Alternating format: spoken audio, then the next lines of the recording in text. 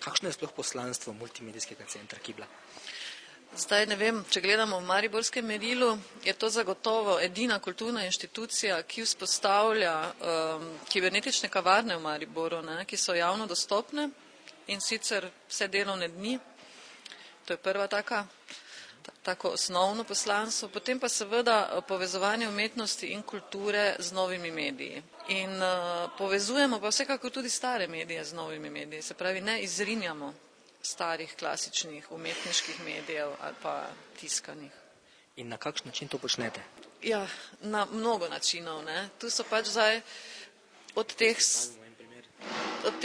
stalnih dejavnosti, ki redno potekajo, do recimo kompleksnih lastnih produkcij, ki povezujejo recimo lokalne kreativne ustvarjalce na področju digitalnih medijev z mednarodnimi avtorji, in pa v nekih projektnih nalogah, za katera pač lahko pridobimo sredstva.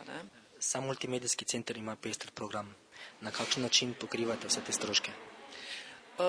Prijavljamo se na razpise. Mi smo izključno neprofitnega značaja, se pravi naših storitev prodajnih je zelo, zelo malo. Multimedijski center Kibla je bil tudi projektni vodja Evropske kulturne prestolnice leta 2012. Sedaj so nekaj tega dela predstavili tudi na Narodni dom. Kako v prihodnosti, kako sodelovanje v prihodnosti pričakujete, kje je vaša vloga v tem okviru?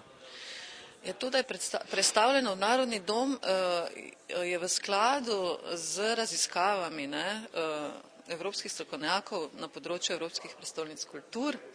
To je najslabša praksa. Dati projekt javnemu zavodu, ki je v bistvu podaljšana roka Mestne občine Maribor, ker tisti projekti, ki so, se pravi, take projektne skupine, ki so na novo ustanovljene, ki so neodvisne od vseh teh političnih vplivovanj, so bolj uspešni.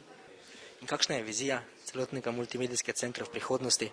Ja, lahko pričakujemo. Vse to pa pol ta edina možna rešitev je, da delaš na svojem področju najboljše, kar moreš, in da vseeno kot posamezna inštitucija v 2012 zagotoviš nek program, ki ustreza tvojemu kvalitativnemu nivoju, kljub težkim pogojem.